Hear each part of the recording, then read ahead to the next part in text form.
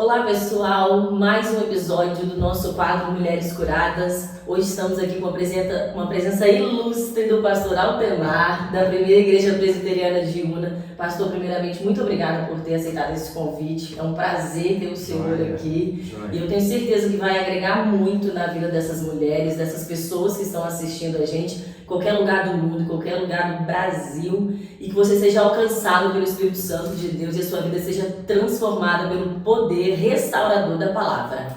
E o senhor fique à vontade, fique muito à vontade, sinta-se em casa. Isso aqui foi feito com muito carinho e muito bom ter mesmo o senhor aqui com a gente. Muito bem, nós vamos falar sobre a mulher de Noé.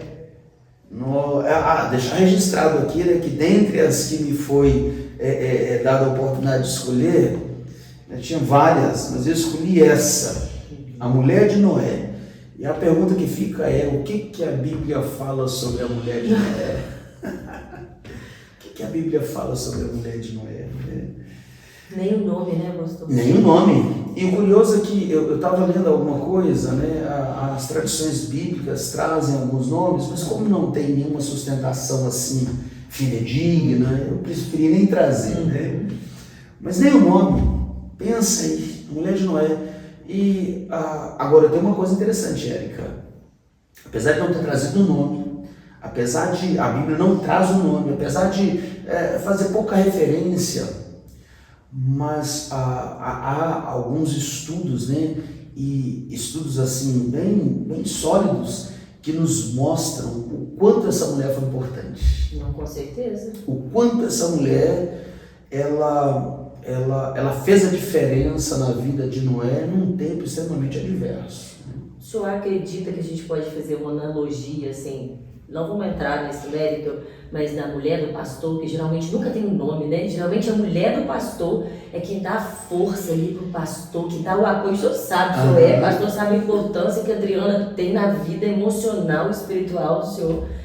E geralmente a gente fala a mulher do pastor. Então, e a mulher de Noé talvez seja a mulher do pastor, que está ali, que é o apoio, mas que as pessoas ainda chamam de mulher do pastor. Eu fico até feliz de você fazer essa analogia, porque, guardadas as devidas proporções, é uma analogia fantástica.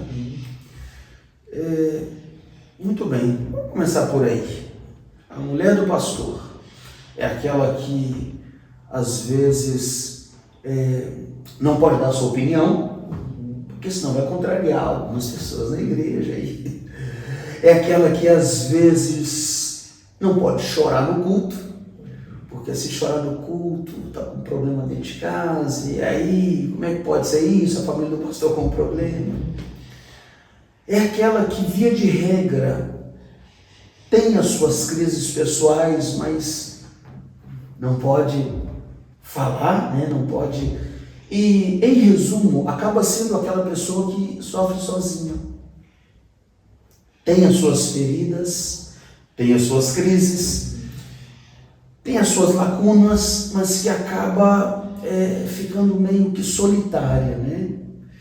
Mas o interessante é que a esposa do pastor, ela é aquela que está ao lado de um homem que ele é uma figura pública, que ele tem sobre si um encargo importante, um encargo que é pesado e que requer muito dele. Só para você ter ideia, eu vou falar da minha rotina. Minha rotina é assim: segunda a sexta tem culto de oração 6h15 na igreja. Eu acordo por volta aí de 10 para 6. Então, 5h50 eu estou acordado. Isso sem falar dos dias que eu acordo 5 horas, 4h30 não consigo mais dormir. Então, em geral, essa é a minha rotina, começa cedo. Eu chego em casa para almoçar às 12 horas, 12h05. Então, de 10 para 5, ordinariamente, até meio-dia, estou na lida. Na igreja, aconselhamento, geralmente pela manhã estou no meu gabinete, liberando essas questões da igreja, pagamentos e tal, aconselhamentos, enfim.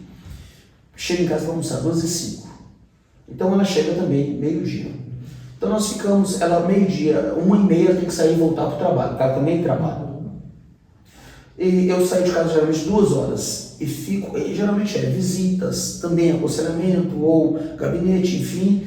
Chego em casa de novo por volta das 18 horas. tomo meu banho quando dá tempo e geralmente às 19h30 ou 19 horas eu tenho que estar na igreja novamente, porque aí tem um culto, seja na sede, seja nas congregações.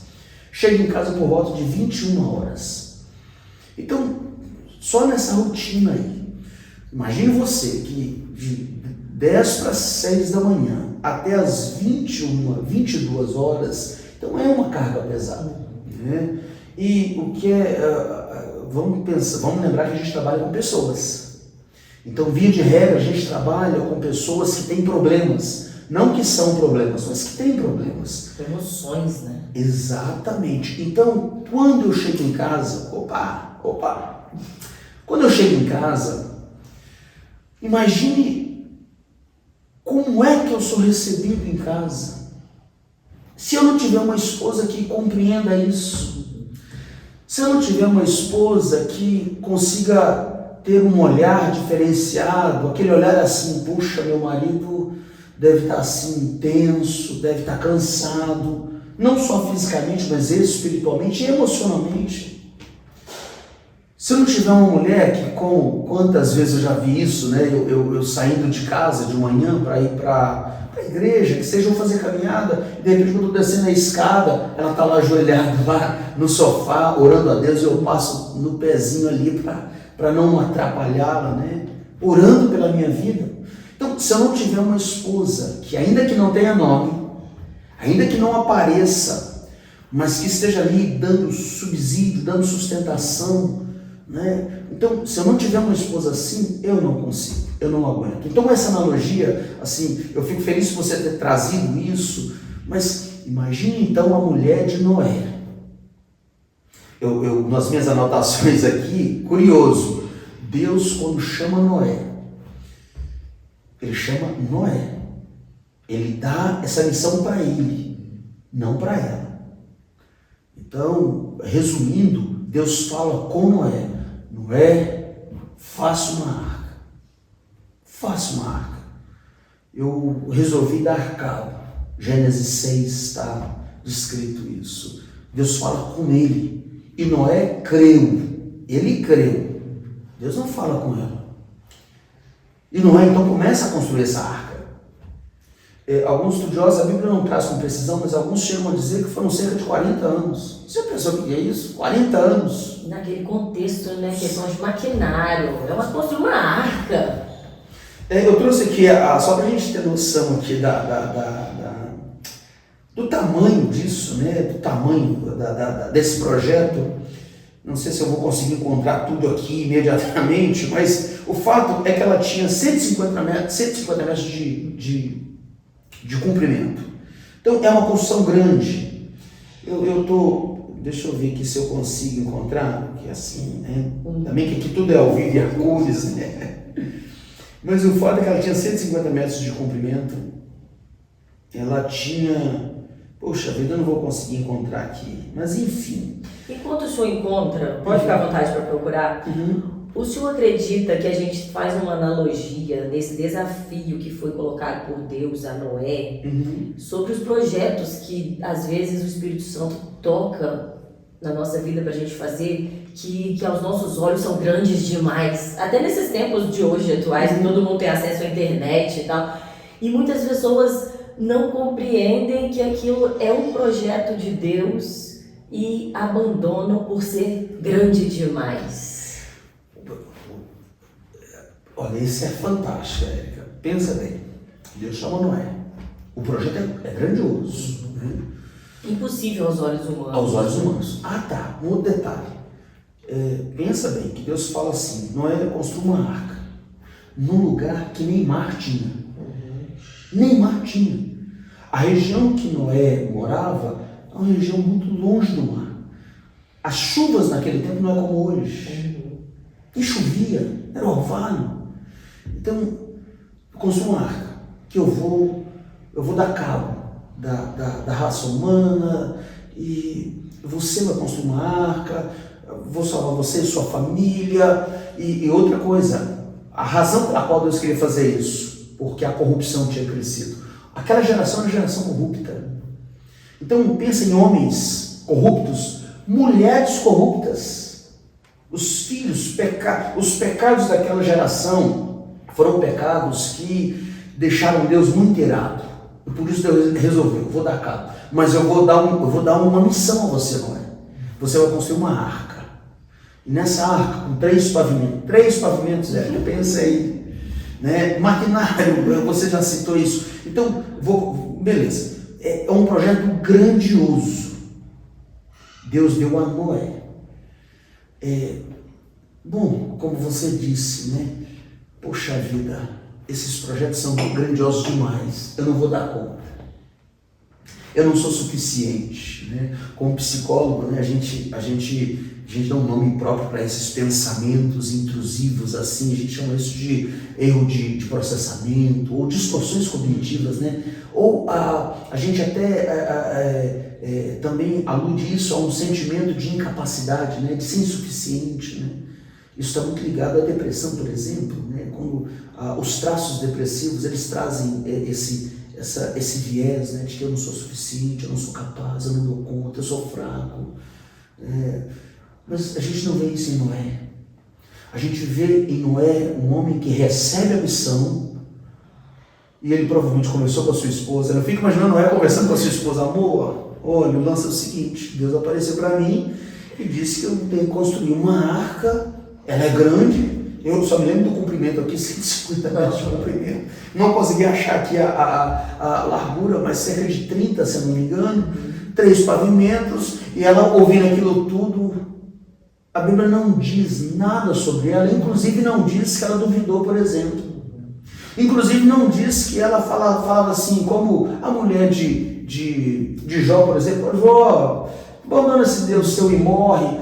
A Bíblia não diz nada, mas tudo indica que quando ele fala para ela o projeto de Deus para a vida dele, quando ele fala para ela, né, aquilo que Deus havia colocado sobre os seus ombros, fazendo aí essa alusão do pastoreio, né, a Bíblia não diz nada, mas a gente pode inferir com toda a liberdade que foi uma mulher que estava ali para apoiá-lo, fazendo então um link com o pastoreio. Deus me chamou para o ministério. E o curioso é que eu já era casado, e no primeiro momento a minha mulher falou assim: nós vamos juntos, apoio. O seminário, Érica, são 4 anos, Belo Horizonte, estudei, era em período integral, então eu não podia trabalhar. Nós passamos por escassez financeira, mas ela estava ali. Houve momentos em que, vou ser honesto com você, ao contrário de Noé, né? Eu pensei assim: meu Deus, está tão difícil, né? Eu não era tão santo como Noé. Mas ela estava ali para falar assim: nós vamos conseguir. Então, curioso que a gente foi, primeiro ano, segundo, vencemos e fomos para o ministério. E o chamado de Deus, na minha vida, ele se processou dessa forma. Primeiro que eu nunca sonhei em ser pastor, né? Eu nunca sonhei, eu tinha outros projetos, outros planos, e no meio do caminho eu me deparei com esse chamado. E eu vou dizer o seguinte: eu fui aceitando a prestação, né? No primeiro momento eu disse sim, eu vou. Mas no segundo momento, Deus foi confirmando isso no meu coração. E eu fui me apaixonando pelo ministério, pelo pastoreio. Mas a minha mulher do lado ali, apoiando. Olha, eu perco as contas de quantas vezes eu chorava porque eu não sabia o que fazer. A demanda era grande demais, eu me via tão pequena, e minha mulher do lado ali falando assim: você vai dar conta, eu estou com você, Deus vai nos abençoar, Deus vai nos ajudar. Poxa, é a mulher do pastor, não tem nome, mas estava sempre ali, né? Quantas e quantas vezes a Adriana, ela mesma, né, com aquele jeitinho dela, ela dava um jeito, ela se mexia, se movia para que o meu fardo ficasse mais leve. Então eu fico pensando na mulher de Noé, né? Pensa aí, se a gente pensar num homem que trabalhava o dia inteiro ali naquela arca, sol quente, passava o vizinho e falava assim: Noé, você está doido, cara? Para com isso. Você está ficando doido, né?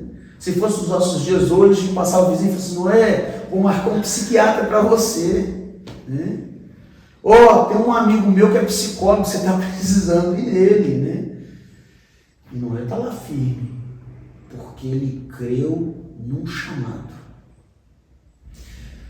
A mulher dele poderia falar para ele, né? Tranquilamente, amor, tá todo mundo falando, né?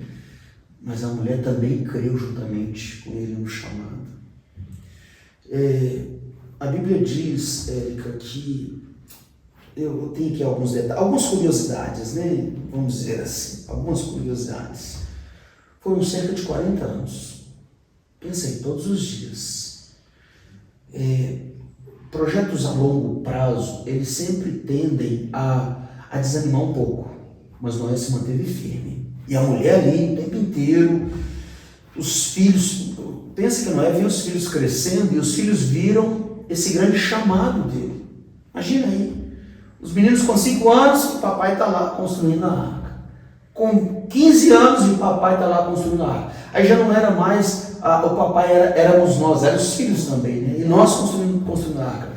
Tudo isso foi o ministério dele. Numa geração que talvez ridicularizava, que riam. Imagine hoje, em termos de hoje, o menino ia para a escola, rapaz, eu vi seu pai fazer aquele negócio, seu pai não está ficando doido, não, né?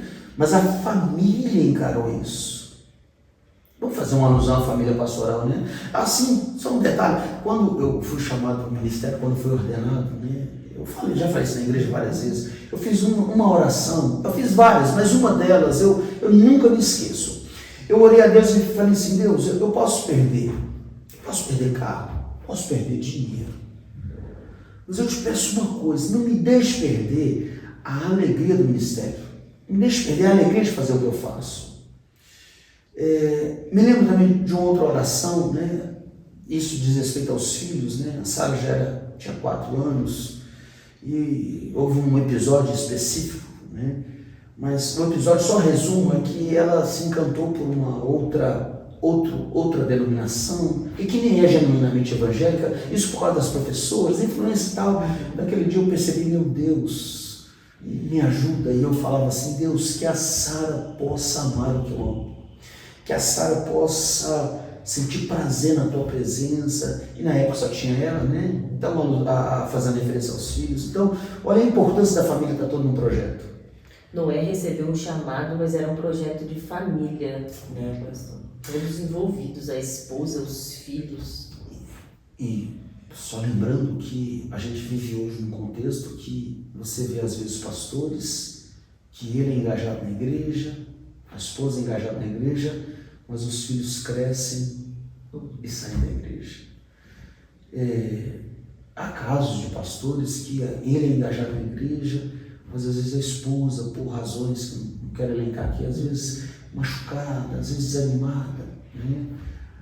Então, eu olho hoje para a minha família, né? E eu não estou dizendo para você que isso foi fácil, mas é uma construção, sabe, Érica? São anos, se a gente pegar aí essa sugestão de 40, foram 40 anos construindo isso. Isso demanda tempo, demanda investimento. Então a Sara, desde quando nasceu, já nasceu, e quando ela nasceu em 2000, eu já estava sendo preparado para o ministério. Então ela foi forjada nesse ambiente. Depois veio a Lara. Só para a gente contextualizar, a Lara ela é especial, ela tem síndrome de Down, mas ela é uma menina que foi criada nesse contexto, porque quando ela veio já era pastor, né? A Sara veio e estava sendo preparado para ser pastor, a Lara veio e já era pastor. Então, tanto uma quanto a outra ama a igreja. A Sara hoje é universitária, estuda e mora fora, e ela vem aos fins de semana, mas quando ela vem igreja, engajada na igreja, né? E aí, vira e mexe, eu me lembro da oração, que elas possam amar o que eu amo, tá, minha Sara? Como eu disse lá no início, né? Mulheres, né? Eu tenho 3 na minha casa, e como eu sou um especialista em comportamento humano, então a gente aprende a observar, né, o comportamento humano. E eu fico olhando, né?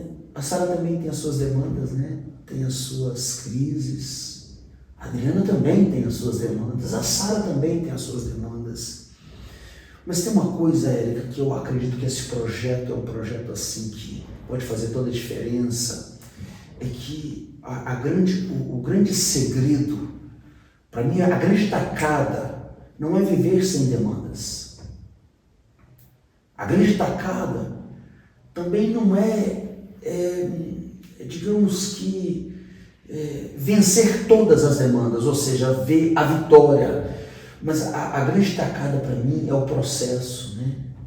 É passar pelo processo, porque muitas vezes, quando eu olho para a história de Noé aqui, o fim de tudo foi que a arca foi construída, o dilúvio veio, a família foi salva, foi o fim de tudo, né? A finalidade de tudo.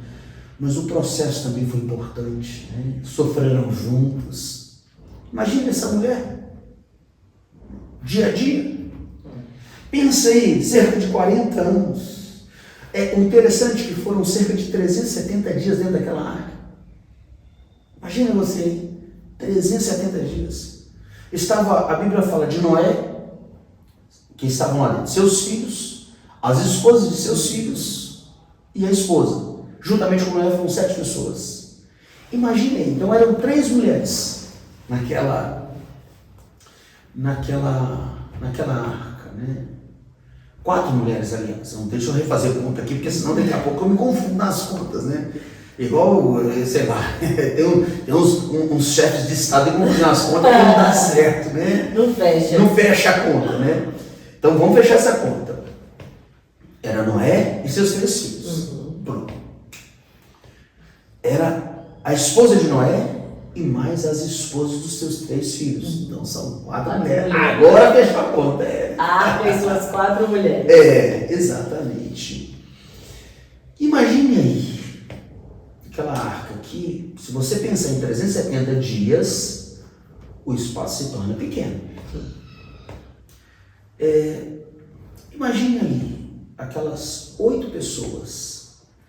A gente tem uma mania de romantizar às vezes, né? Mas vamos pensar assim, a grosso modo, dentro daquela arca, você tinha 8 pessoas e aquelas centenas de bichos ali dentro. Imagina. E em volta, água. Você tinha 8 pessoas com as suas necessidades. Imagina, como é que era a rotina dentro dessa arca? Então, ali dentro, os bichos faziam as necessidades básicas, as pessoas também. Então, como é que eles dividiram as tarefas ali? E não foi uma semana, não foi 2 meses, foi mais de 1 ano, nosso calendário lunar hoje, mais de 1 ano. Então, você imagine você hoje, mulher gosta das coisas bem mais organizadas e tal. Imagine quantas crises tiveram ali dentro daquela arca. E um dia pregando sobre isso, eu estou me lembrando aqui agora, né? A gente romantiza a arca, achando que foi tudo maravilhoso e tal, mas não era um lugar tão maravilhoso assim. Não era um lugar tão gostoso. Imagina, comece pelo cheiro daquele lugar ali dentro, né? Chuva, umidade e mais as necessidades fisiológicas ali dentro que tinha que jogar para fora e tal, mas o cheiro não era tão agradável. Barulho dos animais. Pensa aí, né? Não era um lugar assim tão agradável, mas aí na pregação eu me lembro, né? Mas, eu levantei a pergunta: qual era o melhor lugar para se estar? Dentro ou fora? Porque por mais que tivesse esses problemas lá dentro, ainda era um lugar que tinha vida, porque lá fora só tinha morte. E aí eu fiz até uma alusão com a igreja, né? A igreja tem um monte de problema. Na sua família, na nossa família, nós enfrentamos vários problemas. Mas qual é o melhor lugar para se estar? Onde é que eu me sinto mais protegido? É óbvio, dentro da minha casa. Qual o melhor lugar para se estar? É óbvio, né? Dentro da igreja? Claro. Porque dentro da igreja eu ainda tenho esperança. Dentro da igreja eu ainda ouço uma palavra que me traz vida. Fora da igreja, fora desse ambiente, né? É um querendo passar por cima do outro, né? A gente sabe disso, a insensibilidade. Então, quando eu olho para a arca, quando eu olho para Noé, quando eu olho para a sua família, Quando eu olho para aquilo que estava acontecendo ali dentro, eu consigo enxergar que nesse processo Deus trabalhou muito ali. E eu acredito que ao final desse processo, que foi a salvação de todos eles, né? Eu acredito que eles puderam falar como Davi falou, né? Foi-me bom ter passado por isso, né? Porque todos crescem. E aí, mais uma vez, como o foco aqui é a esposa, né? É a mulher, eu fico pensando no papel dela ali dentro. Para organizar tantas crises, né? Para lidar com tudo isso. Exato. E vamos pensar nela como sendo aquela que administrava conflitos, por exemplo. Você já parou para pensar que geralmente a mulher de Provérbios 30, a mulher de Provérbios 31, mulher virtuosa, né? Mas já parou para pensar que essa mulher é aquela que edifica a sua casa? É aquela que ela tem sensibilidade para lidar com uma crise do esposo com o filho, por exemplo. O senhor concorda que a mulher é um termômetro emocional da casa? Concordo. E vou ainda além, né? Lembra que eu disse aqui logo no início, né? Isso é do campo da psicologia. A mulher sabe, em geral, ela sabe lidar melhor com as emoções. Homens não. Tem um problema dentro de casa. O pai, ele acabou tendo uma discussão com o filho. Geralmente, o pai vai para um lado, o filho vai para o outro. Se não é aquela mulher sábia que chega bem, nosso filho, ele errou, mas talvez e tal, você não acha melhor? O marido está lá fechadão, né? Vai no filho, seu pai, talvez, né? Os encargos sobre ele, as pressões que ele passa por elas, né? Que são impostas a ele, compreende ele um pouco mais. Então, como ela é mais sensível, e ela, como você disse, o termômetro, né, ela consegue fazer com que o coração do filho se converta ao pai e o coração do pai se converta ao filho. Isso é fantástico, Érica. É a Constituição, foi Deus quem fez assim, né? Eu fico olhando hoje essa bagunça que a gente vive aí, em questão de gênero, né? Ai de uma casa que não tem uma mulher. Graças a Deus eu tenho 3 mulheres, né? Ai de uma casa que não tem uma mulher, né? O papel que ela exerce, né? E é muito bem definido, né? Nós falamos disso aqui ontem, Deus é muito organizado. Sim, sim. Então, assim, hoje as mulheres, muitas, não generalizando, estão querendo literalmente tomar o lugar dos homens, seja lá fora no mercado de trabalho e às vezes até dentro da própria família. Então essa bagunça que a gente vê, esse comportamento dos filhos rebeldes, revoltados com Deus, com o mundo, com tudo, e às vezes tem tudo, né? Não falta nada se for olhar, e a pessoa totalmente revoltada. Talvez seja a culpa esteja talvez aí, nas mulheres que não estão exercendo o seu papel, que estão querendo, porque o jargão você pode ser o que você quiser. Não, gente, a mulher não pode ser o que quiser, a mulher ela tem o papel dela definido dentro da sua casa e dentro do mercado de trabalho também. Eu vou abrir um parênteses aqui, viu? Porque eu estou ouvindo isso da Érica, que tem alta patente na polícia militar, tem vários homens sob o seu comando, várias mulheres também, mas é dona de casa, é esposa, mãe, cristã, e ela está falando do lugar de fala dela. Isso que você acabou de falar, Érica, talvez cause arrepio em algumas mulheres. Muitas, né? Muitas vão me julgar, não é assim, mas para você é fácil falar. Deixa eu te falar uma coisa, essa ideologia, você pode ser o que você quiser. Não. Ninguém pode ser o que quiser. Não nesse viés, nós estamos falando aqui. Eu sou pastor, sou psicólogo também, e eu digo para você o seguinte: do ponto de vista espiritual, eu sou aquilo que Deus disse que eu sou. Ponto. Do ponto de vista psicológico, eu sou aquilo que a minha constituição biológica, ela é isso, né? quando a gente fala de papéis, quando a gente fala de estrutura, Deus é muito organizado, Érica. O homem não foi criado para subjugar a mulher. Ele foi criado para amar a mulher. A mulher não foi criada para disputar espaço, importância com o homem. Ela foi criada para auxiliar, para somar. Gosto muito de um livro do Serbassi, que ele diz, o título do livro é Casais Inteligentes. Você tem ele aí? Estou aqui. Está aqui. Eu gosto de Gustavo Cerbasi, ele é ótimo. Casais inteligentes enriquecem juntos. Não são inimigos. Eles são cúmplices. Eles são parceiros. Estão aliançados, né? A esposa de Noé era parceira dele. Se não fosse, não teria dado certo esse projeto. Nunca teria. Era Claro que coisa não. demais. Eu e Adriano somos parceiros. Parceiros às vezes discutem, viu? Discordam. Parceiros às vezes brigam. Mas a parceria, ela é sólida. Ela vence tudo isso, né? Então, o que eu acho interessante é que nessa estrutura que a gente tem hoje, às vezes o que eu sinto é que essa tal liberdade, sem um parâmetro, sem um limite, ela pode ser geradora de caos. A mulher então diz, eu posso ser o que eu quiser, então eu não quero mais ser essa esposa que auxilia, eu quero ter o meu protagonismo, agora para ter o meu protagonismo eu vou passar por cima, e aí gera conflito. Aí vem os divórcios. Divórcios. Aí o divórcio ele soa como uma liberdade, agora eu sou livre, só que no final das contas ela não sabe o que vai fazer com essa liberdade. Vamos citar aqui, só para contrariar, o que eu vou fazer com essa tal liberdade?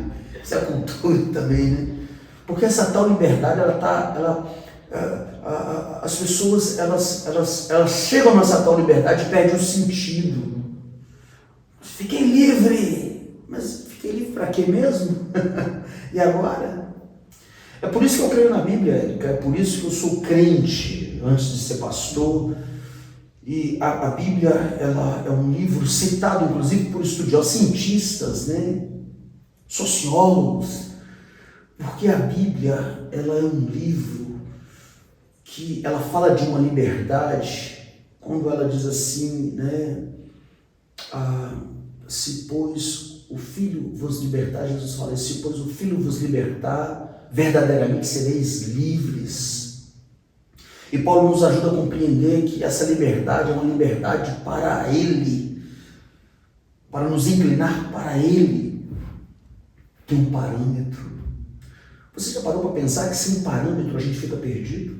E a liberdade, ela vem através do cumprimento das regras, do cumprimento dos papéis, né? Por exemplo, hoje eu sou policial militar, então eu posso falar isso com propriedade, que uma pessoa ela só é livre, ela só tem direito de exercer o poder ir e vir se ela cumprir as leis. Exato. Porque se ela não cumprir as leis, ela vai ser presa, ela vai ser conduzida, vai perder essa liberdade. Então a liberdade dela só é exercida se ela cumprir as leis, se ela estiver debaixo de um regulamento. E o regulamento é extenso, o Código Penal é extenso. Eu não conheço 5%. Nem eu que vivo. E o curioso é que hoje tem voga isso, né? Livre. Eu me lembro nos tempos de faculdade ainda, né? Naquela ocasião havia aquele jargão assim, meu corpo, minhas regras.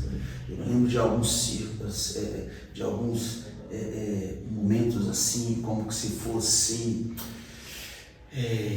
discussões, né? Painéis, meu corpo, minhas regras. E no dado momento, né, que isso foi dito por uma colega, eu me lembro que um colega virou e falou assim, mas que isso, gente, que ponto nós estamos chegando? Não fui eu não, foi um colega, né?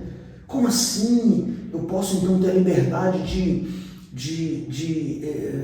fazer sexo com vários homens, mas se eu me engravidar, eu decido se eu vou continuar ou não, porque meu corpo, minhas regras. A gente está falando de vida, E não de trocar de roupa, né? Eu posso trocar de roupa. Percebe? Quando se perde-se os parâmetros, a gente vai perdendo a nossa humanidade, por exemplo. Vamos pensar no seu caso, né, que trabalha com a segurança, quando se perde os parâmetros, Érica, matar por R$10 não faz a menor diferença. Matar por um celular que custa hoje R$1.000 não faz a menor diferença, porque você perdeu os parâmetros, né?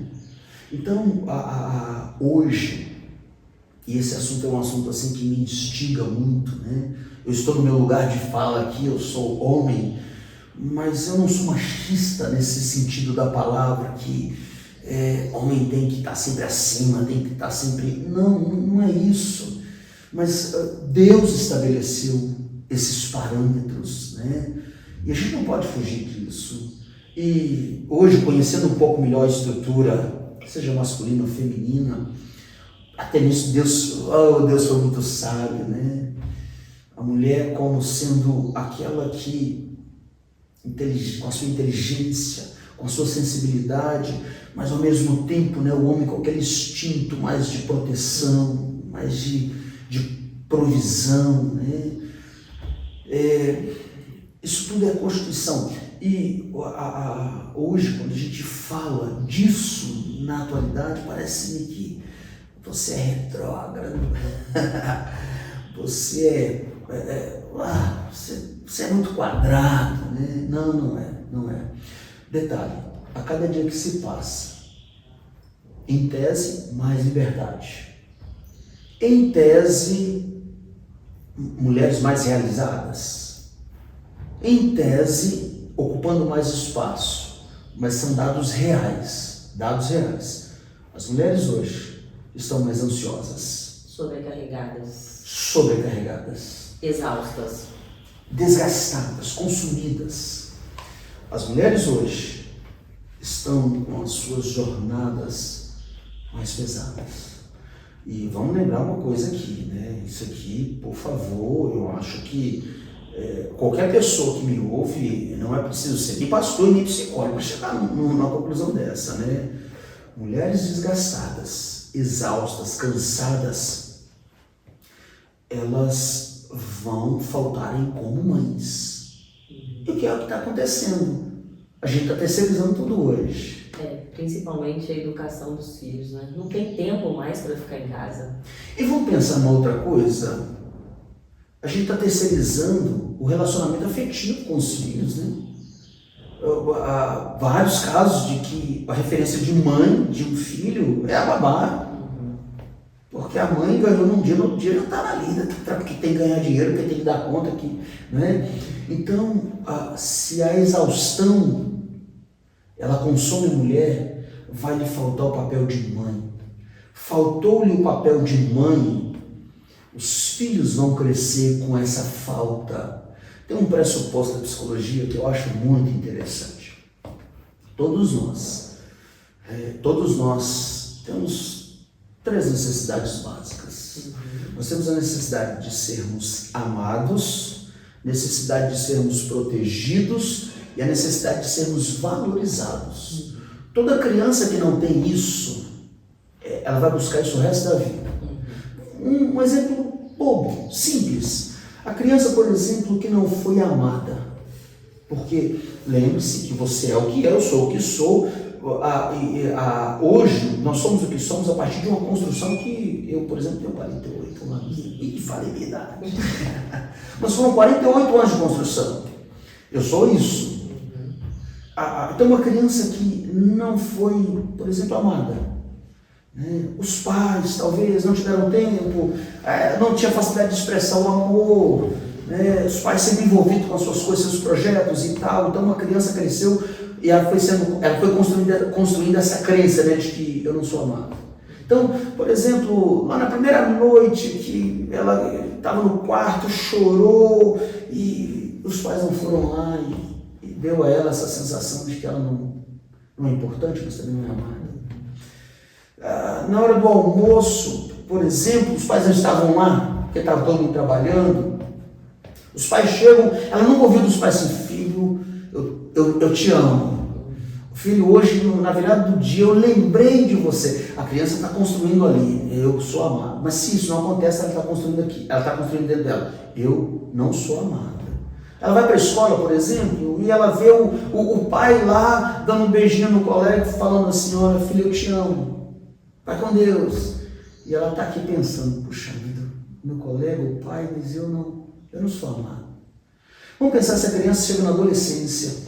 A adolescência é aquele momento do desenvolvimento humano, que é aquele monte de perguntas, né?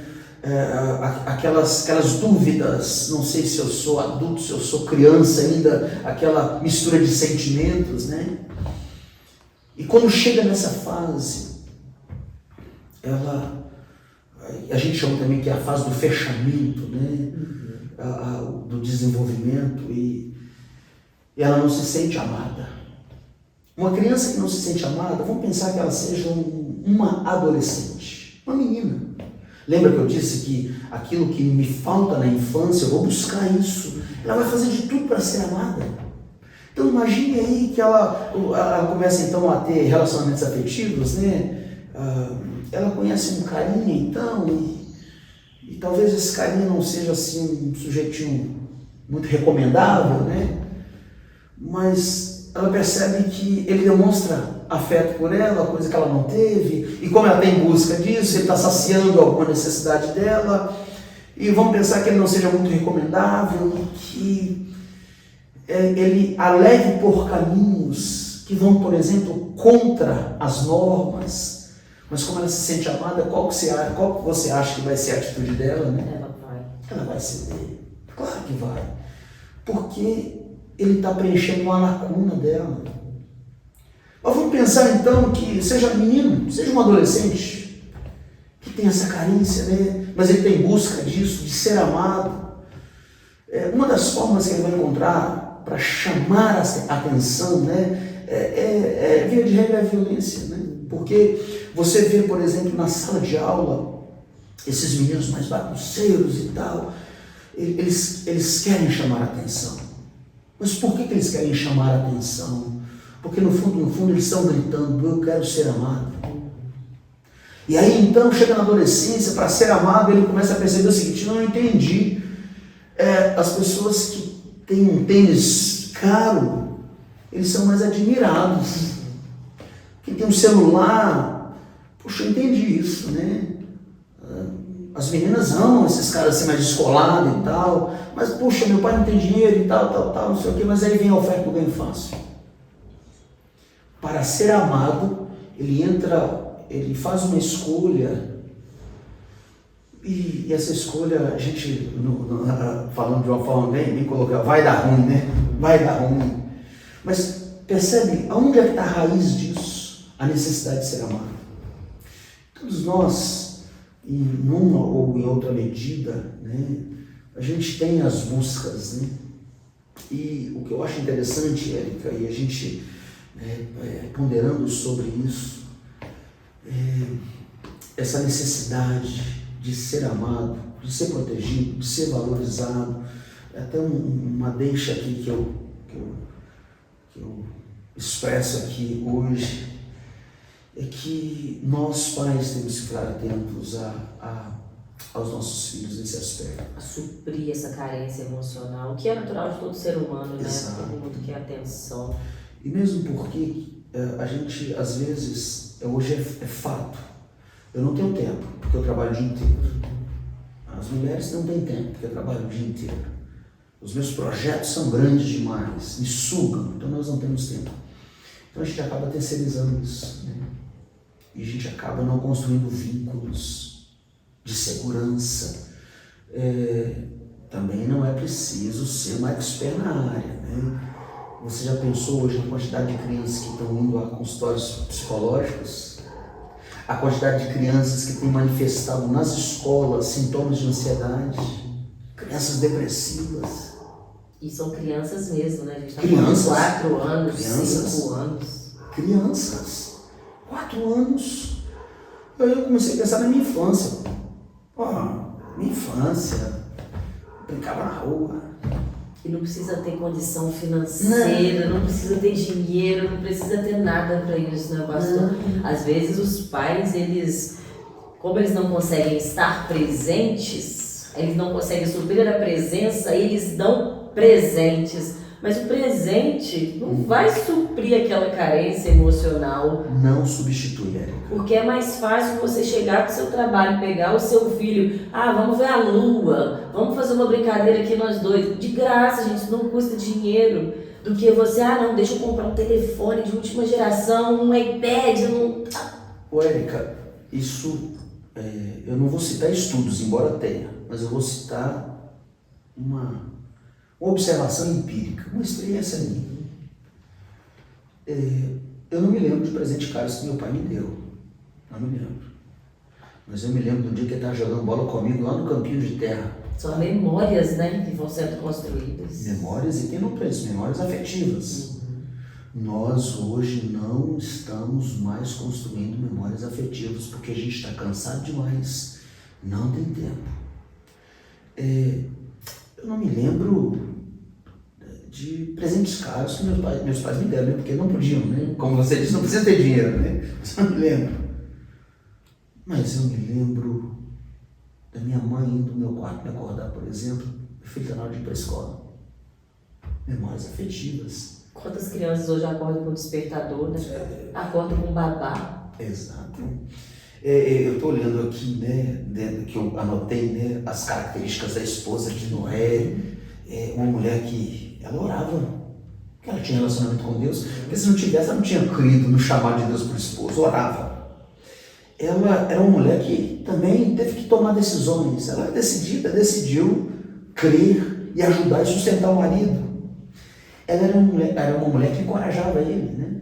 Porque se não tivesse sido assim, no meio do caminho ele teria desistido. Quantos julgamentos, quantos apontamentos. E a gente vê isso hoje nas famílias, nos projetos das famílias, pastor. Por exemplo, às vezes o marido ele tem um projeto audacioso, ele precisa sair para se profissionalizar. No caso do senhor, precisou sair da zona de conforto e ir para um outro, às vezes vai ter que baixar o nível financeiro, principalmente que isso afeta muitas pessoas, os relacionamentos. Aí o que a esposa faz? Ao invés de estar no lado, de estar ao lado, de estar orando, às vezes não pode ir junto, mas de ficar, de permanecer ali firme, aí começam as intrigas, as contendas, as separações e as brigas e as traições e as coisas vão acontecendo e perdem o controle. Às vezes nós mulheres temos que saber o nosso lugar, de estar ao lado dos nossos maridos, orando por eles enquanto eles estão lá. Eu sei que eu passei por isso, de não estar presente, mas estar ajudando da maneira que podia, em oração, e financeiro, e às vezes no emocional. Verdade.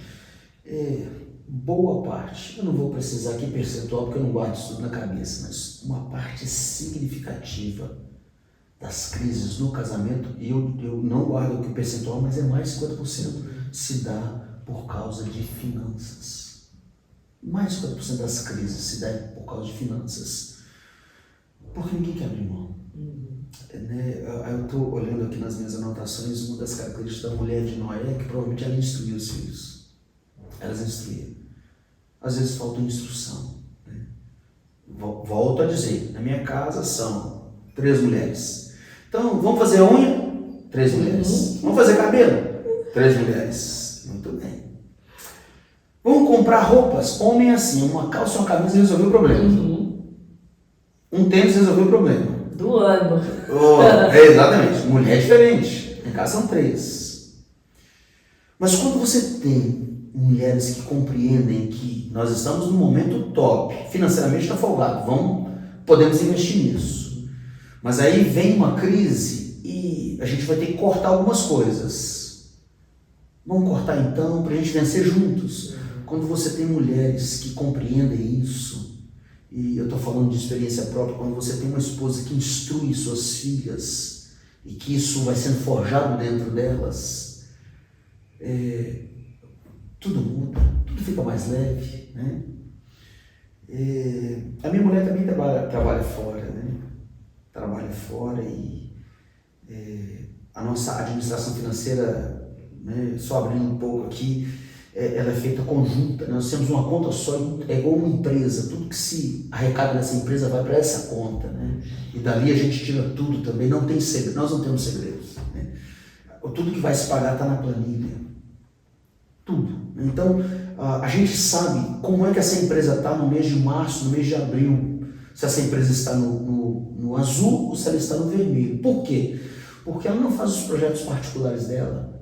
Eu não faço meus projetos particulares, nós fazemos juntos. E um outro detalhe é que ela instrui as nossas filhas assim. Eu estou preparando futuras esposas, né? Então, olha o papel dessa mulher. Uma outra coisa que eu não posso deixar de falar aqui é que a gente presume que essa seja, a mulher de Noé fosse uma mulher forte, né? Uma mulher de fibra, né? E aí, venhamos e convenhamos, né? A gente também tem uma geração que não sabe o que é perder, não sabe o que é abrir mão. Não sabe o que é ouvir um não. Não. Tem criança que você fala não pra ela, você esborracha no chão e chora, e a mãe e o pai, ao invés de manter o não, o que faz? Tá chorando. Cede. Nós, da área do comportamento humano, dizemos que a criança, ela sabe manipular muito bem. Muito bem. Um dia eu estava lendo um artigo, né, que antigamente tudo era direcionado para os adultos, né? Então, você estava conversando numa sala. O menino, ele não ousava entrar na conversa do adulto, porque ele já sabia que a conversa era de adulto. E se falasse alguma coisa, o pessoal olhava, você já sabia, né? Você chegava nos ambientes, os ambientes eram preparados para os adultos. Tinha esse negócio de parquinho, de não sei o quê, não sei o quê, não sei o quê. Eu não estou dizendo sim que concordo. Eu estou dizendo que a gente sai de um extremo e vem para um outro extremo. Quando a criança nasceu no passado, ela tinha que se enquadrar naquela família, no ritmo daquela família. Hoje isso tudo muda. Hoje a sensação que eu tenho é que tudo é orientado para a criança. Então, se você está num assunto com um adulto, de repente você tem que parar aquele assunto, porque agora o assunto que vai imperar é o assunto da criança, ela entra no assunto enfim, interfere no assunto. Às vezes o assunto não tem nada a ver, mas está ali, né? Ela se torna no centro, né? Os ambientes hoje são preparados para elas. E a gente está vivendo um outro fenômeno, porque você acaba também infantilizando, né? Adultos que têm que agir como crianças. A criança chega numa família, a família tem um ritmo, e aí então muda tudo, e tudo vai ser em função dessa criança agora, né? Tudo, eu digo tudo, né? Os pais acham que agora tudo tem que ser para a criança, e a gente então está pulando para o outro extremo, né? Ao invés de fazer essa criança crescer, nem 8 nem 80, né? Ao invés de fazer essa criança crescer, essa criança está nos fazendo infantilizar. Ao invés dessa criança se enquadrar, né, num ritmo, num mundo, nós procurarmos introduzi-la no ritmo, nós que estamos sendo introduzidos no ritmo dela. A gente come na hora que ela quer comer, a gente dorme na hora que ela quer dormir. Eu lembro de um professor de psicanálise, né, da área da disciplina de psicanálise, ele falava que quando nasce uma criança, ele fala que nasce os reizinhos agora, né? Ele senta no trono e diz assim, comida agora, e ai da mãe se não der, deita e rola no chão agora, e ai do pai se não deita e rola no chão. São os reizinhos, cheios das vontades, cheios dos não, me toque, né? Então, o que acontece na verdade? Né? A gente precisa repensar isso. E você disse muito bem, muitas vezes isso acontece por causa da culpa do pai e da mãe. Eu não tenho tempo para ficar com ele, então eu vou fazer as suas vontades. Eu não tenho tempo para investir mais na nossa relação. Então, quando ele me pede, e às vezes a criança não pede, às vezes a criança ordena, né? Manda. Então eu obedeço, né? Para não ficar com culpa, né? Então, às vezes o resumo de tudo isso é culpa. E muitas das vezes, eu sei que a gente vê isso acontecendo todos os dias, até no atendimento de ocorrências, essa situação da vida real, a vida não é assim, né, pastor? Não. A vida não faz nossas vontades, a vida fecha a porta na cara de quem tem que fechar mesmo, independente se seu pai passou a mão na sua cabeça ou não, a vida vai se encarregar de te mostrar que as coisas não são assim. Aí vem as pessoas que às vezes, não só por esse motivo, mas aí ficam deprimidas, porque com ela foi cheio de mimimi lá fora, as coisas foram mais pesadas, ela não sabia nem que aquilo acontecia, né? E curioso, né? Eu estava lendo agora recentemente que na USP, o segundo curso mais concorrido foi psicologia. O primeiro foi medicina.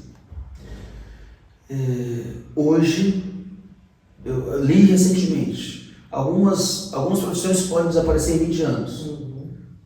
Psicologia não vai desaparecer. Não vai.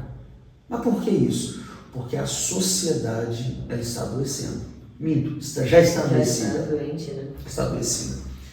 E quando você fala isso, Érica, essa geração que não sabe receber não, essa geração que ela não sabe lidar com limites, com regras, ela está crescendo.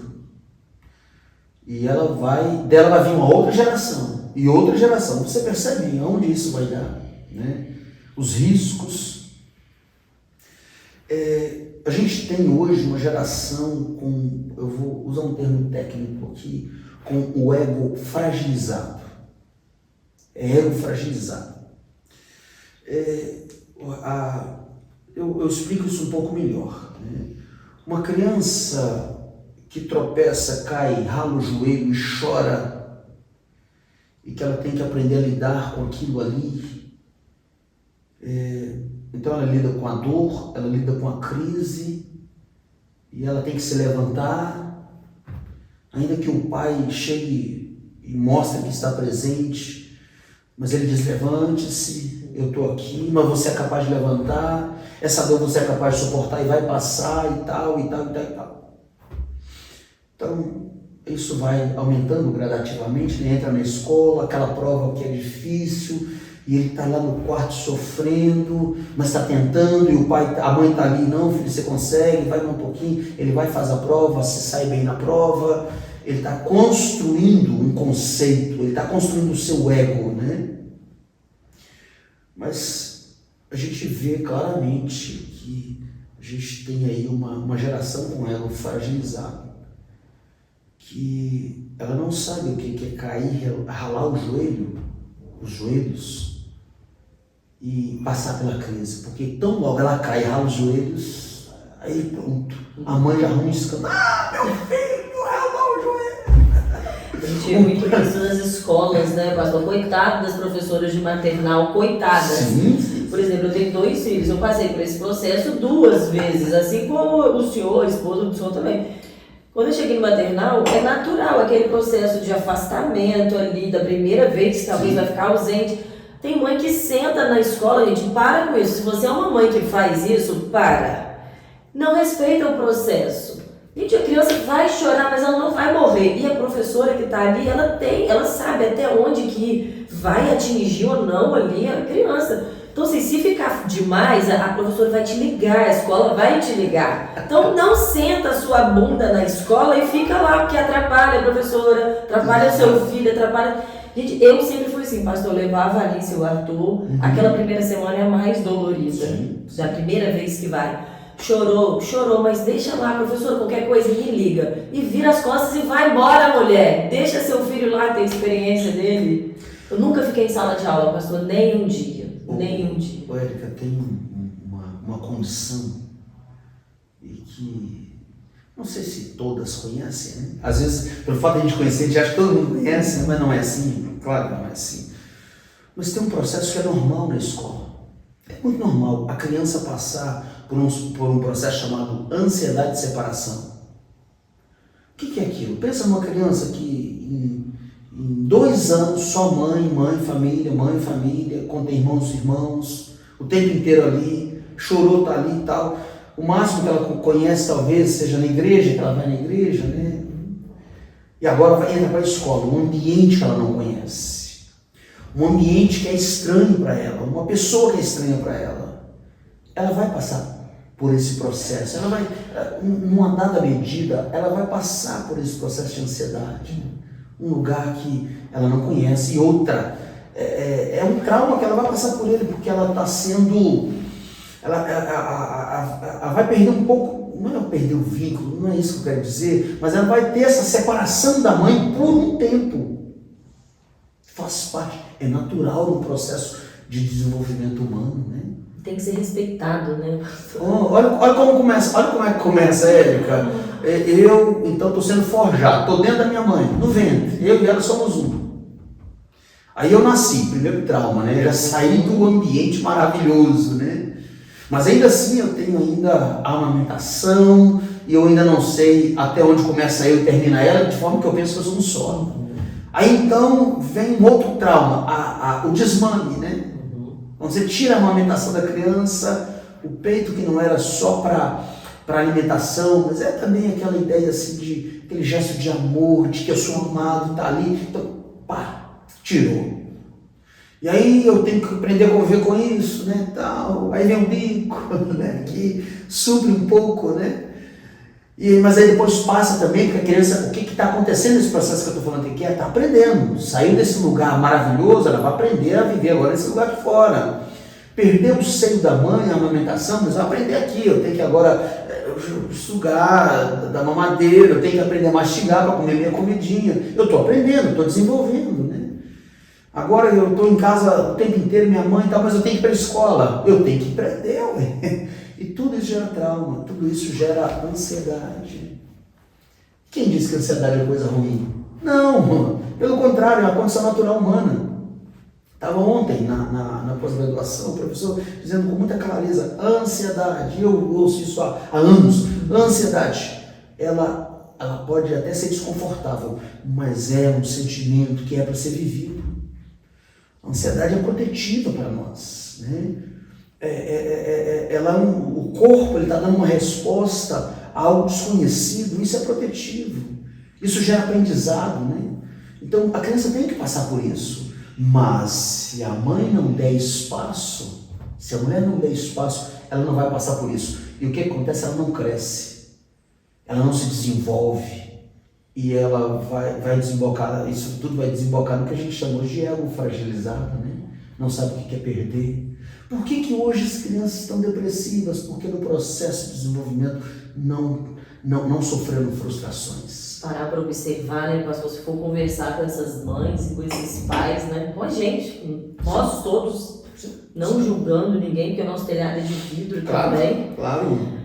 Mas são coisas que a gente tem que parar e pensar, tem que observar. Imagine a organização dentro da arca. Sim. E geralmente quem que organiza uma casa, uma família? É a mulher, né?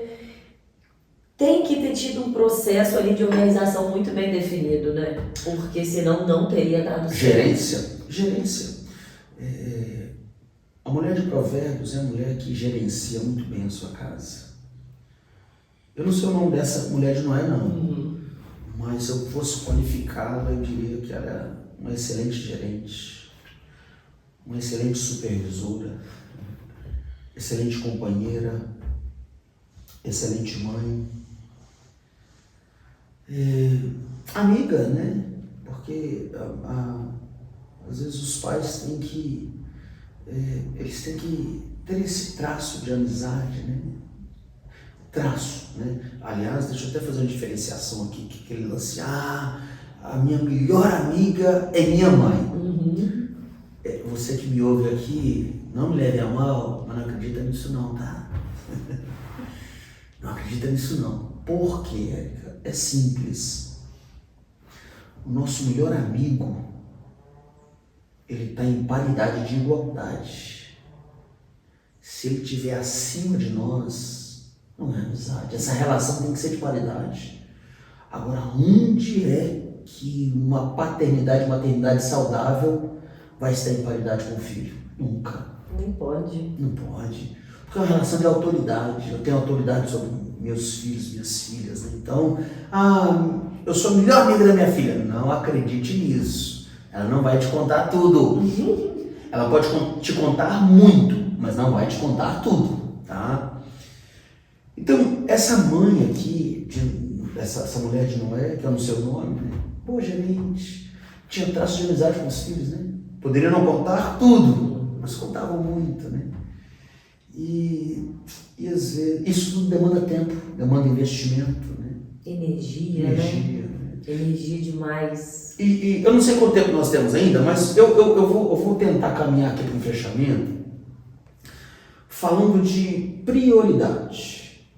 Prioridade, porque eu acho que hoje a questão é essa, né? O que é prioridade hoje? Para a mulher, para mulheres curadas.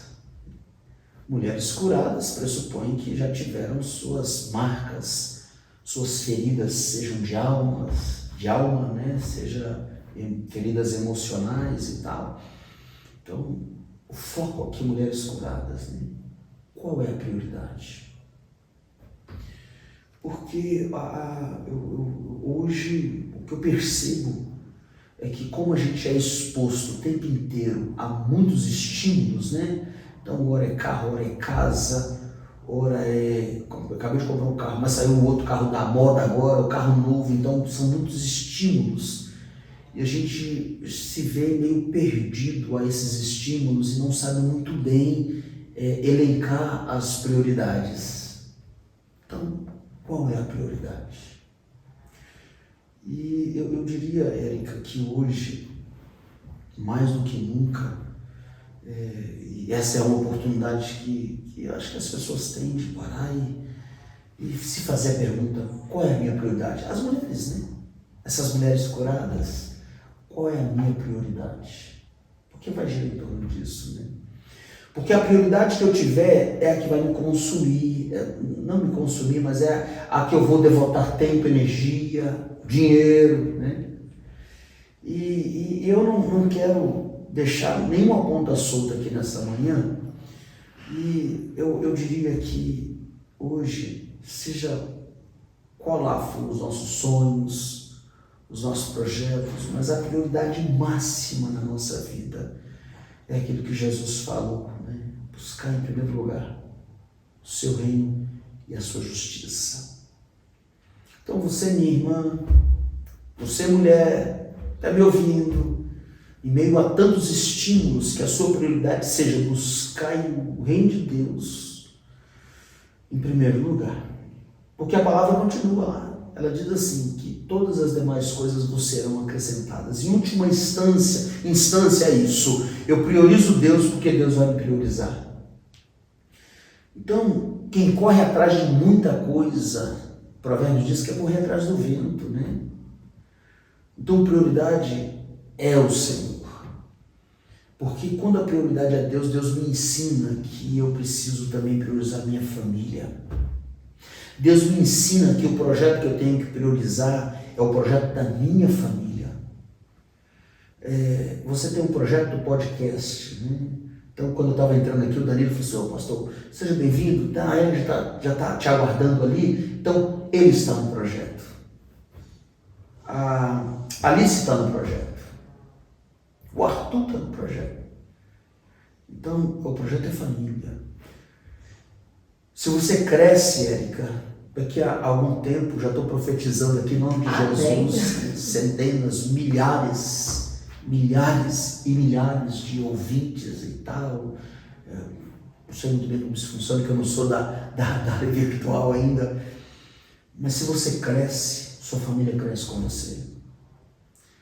E eu diria para você o seguinte, né? E eu aprendi isso ao longo do tempo. Eu não nasci sabendo disso, não. Apanhei muito até chegar nesse ponto.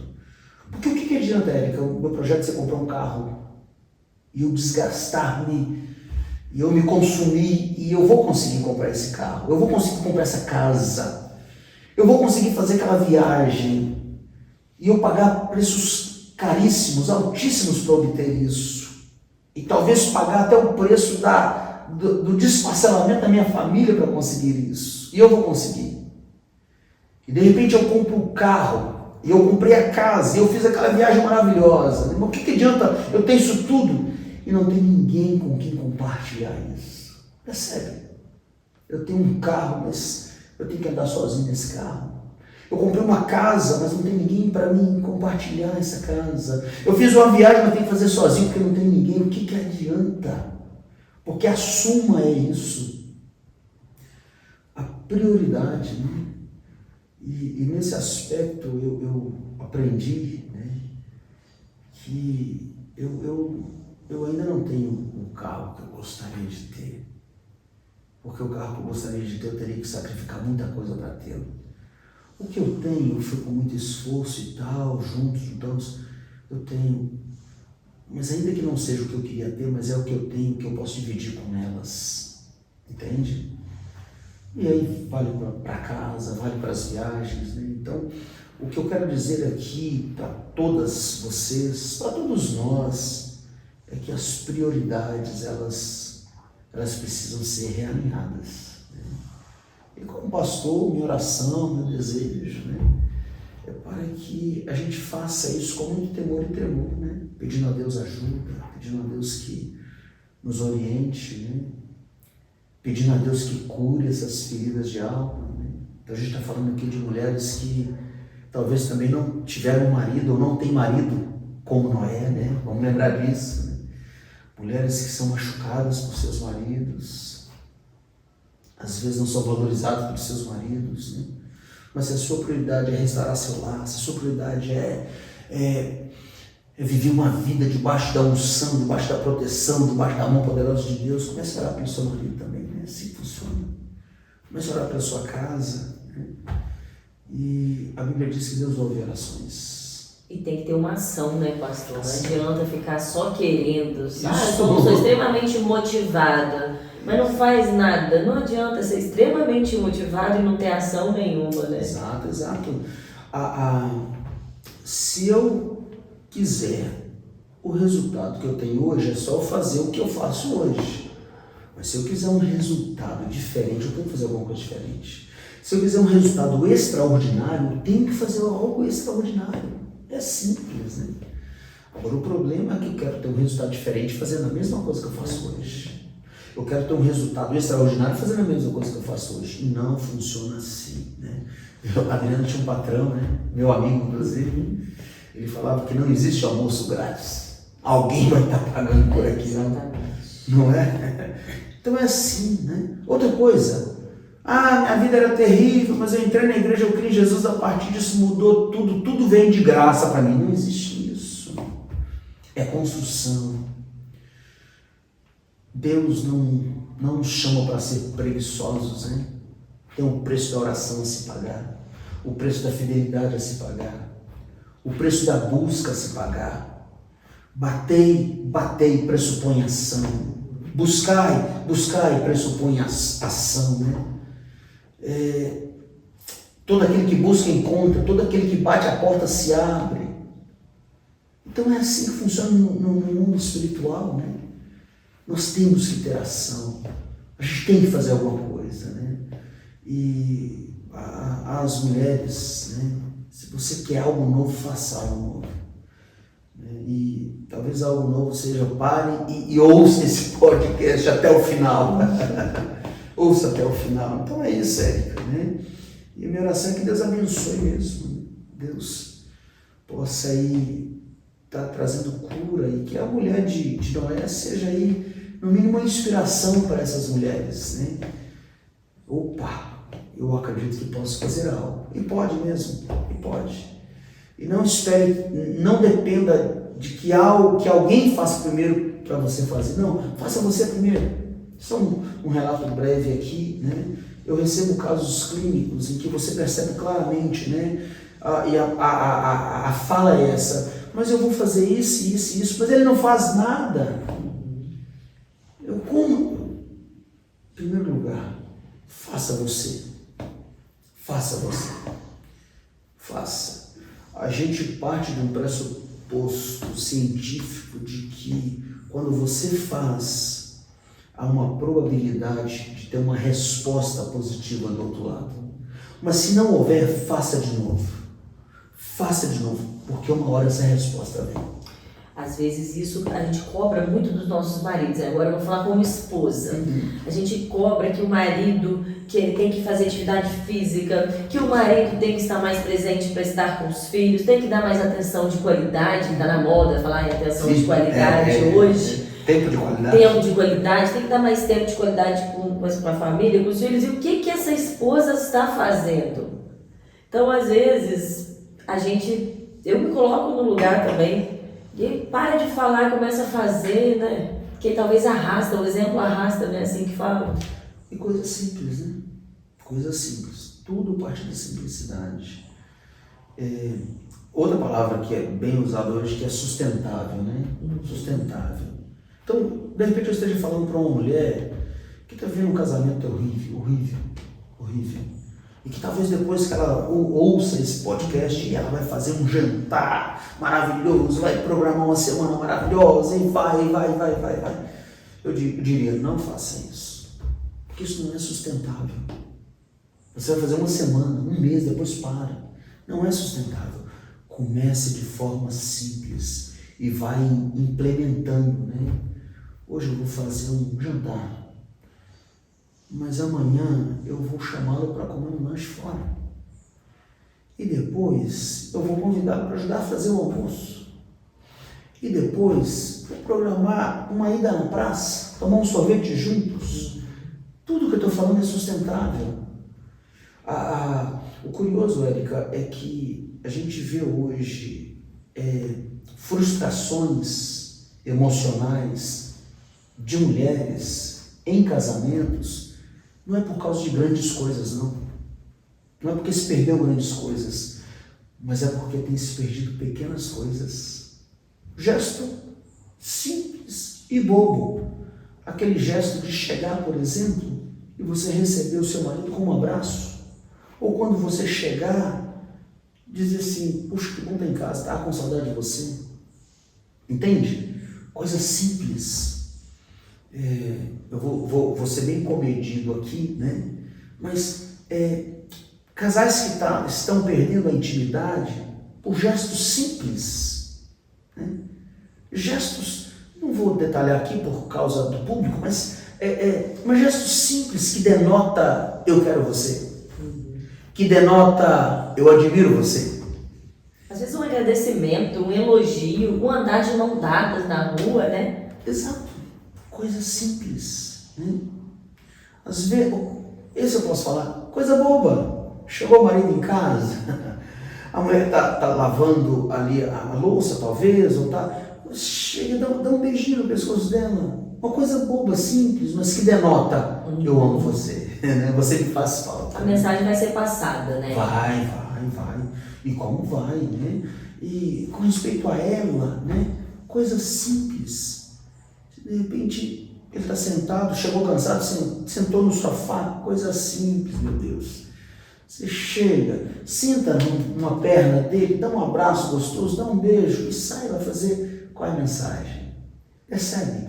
Nós estamos perdendo essa capacidade de nos comunicar através dessas mensagens simples. A gente quer as coisas elaboradas, WhatsApp, texto grande, formalidade. Amanhã é dia de fazer tal coisa. Quinta-feira tal coisa. Esquece isso, não funciona. Isso não funciona. O que funciona é a espontaneidade, né? E a gente se condicionar a isso, é claro. E tem que ser intencional, né, pastor? Tem que ser intencional. Porque se for esperar inspiração, não vai acontecer. Tem que ser intencional. Não. E o curioso é que, a princípio, porque o difícil é estabelecer o comportamento, né? Iniciar um tipo de comportamento é difícil, mas quando você consolida esse comportamento, passa a ser natural, né? A psicologia, ela mostra isso. Para você criar um novo hábito, você precisa ser intencional. Mas depois que ele é criado, ele é natural. Um dia alguém me perguntou assim, pastor, eu estou sentindo assim que eu acho que eu não amo mais. Mas o que o senhor me diz? Eu posso aprender a amar novamente? A teoria nos diz o seguinte, a gente não nasce aprendendo a odiar. A gente aprende a odiar. contrário também é verdadeiro. A gente aprende a amar. A gente desaprende a amar. E a gente reaprende a amar. Né? Nossa, estou falando tanta coisa, o nosso tempo é escasso. Aqui. Não pode falar, não tem tempo. Tem uma coisa interessante na teoria que a gente diz assim, que no desenvolvimento a gente aprende. Amar é um tipo de comportamento, a gente aprende. E tem uma linha da terapia cognitivo-comportamental que a gente chama de terapia do esquema. Né? Vai falar sobre os esquemas emocionais, esquemas mentais. Né? Então, por exemplo, nesse exato momento aqui, eu estou com um esquema ativado. O meu esquema é o esquema de pastor, psicólogo, né? O esquema de um palestrante, por exemplo. Você também.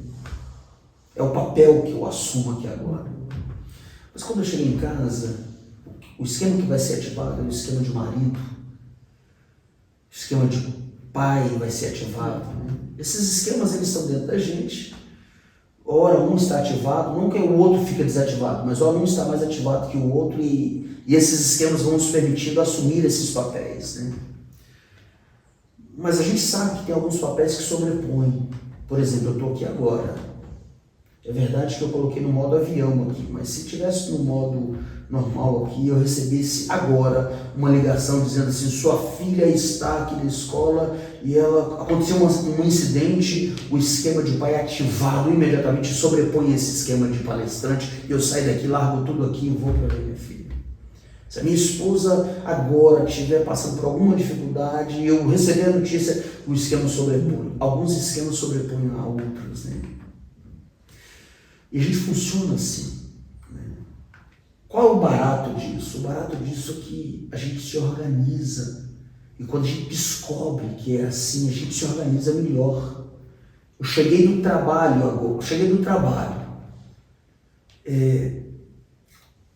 Quais são as minhas prioridades? Não sei. Cheguei do trabalho.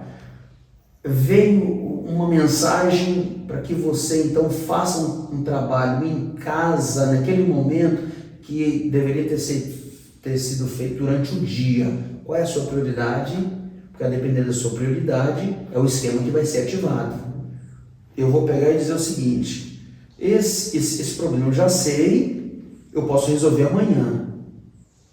Porque nesse exato momento eu estou com um momento gostoso com a minha esposa e com as minhas filhas, porque o esquema de pai e o esquema mental e emocional de pai e de esposo está ativado ali, a prioridade é ele. Mas se não for prioridade, quando vir a mensagem, o esquema de funcionário, o esquema de trabalhador vai ser ativado e provavelmente ele vai perder um momento maravilhoso com a família. Quando a gente descobre isso, Érica, a gente começa então a entender melhor como a gente funciona. Né? E a gente começa a entender melhor até quais são as nossas prioridades. Né? E, mais uma vez, eu vou voltar aqui, né? A minha prioridade vai me levar para um lugar. Porque a minha prioridade, ela pode me levar a sacrificar minha família e eu vou chegar naquele lugar. Eu vou chegar sozinho, frustrado, decepcionado, vazio. Né? E o curioso, né? Eu sozinho não vou gastar dinheiro porque família é investimento, né? Mas eu vou ter que investir em outra coisa, eu vou ter que investir, por exemplo, em terapia psicológica, né? Porque é o que a gente vê hoje. Casais que não querem filhos, não quero filhos. É uma escolha, eu respeito essa escolha, mas não pense que cachorro vai substituir filhos, né? Não pense. Bichos vão substituir filhos. Esteja consciente, quem está consciente disso, né? Que a gente vai envelhecer. Né? Não tenho nada contra, mas quando o casal está consciente, é saudável. Mas quando o casal não tem essa consciência, não é saudável. Né? Vai sofrer. E aí daí o tempo passou, eu não posso mais ter filhos, aí eu vou ter que gastar dinheiro com psicólogo para me aprender a lidar com essa demanda. Né?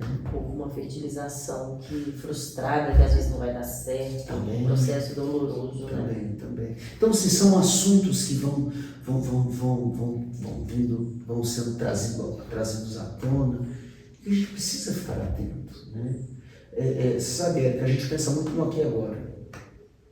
Aqui e agora, hoje os casamentos são diferentes, né? Geralmente o pessoal está se casando, já está formado, tá? Não era assim. Quando eu casei, não tinha nem nível superior, né? Aí detalhe, né? A mulher de Noé, a minha mulher, né? Minha mulher foi muito compreensiva, porque quando eu fui fazer seminário, o seminário é nível superior, né? É uma faculdade, fui fazer seminário depois, e ela assentou no coração, sim, agora é a sua vez, depois eu faço. Teve paciência de esperar a vez dela. E ela me viu crescer e me apoiando ali, porque no fundo ela sabia que se eu crescesse, ela cresceria também. Num dado momento, em 1996, ela falou assim, agora é minha vez de fazer. E eu, vamos fazer.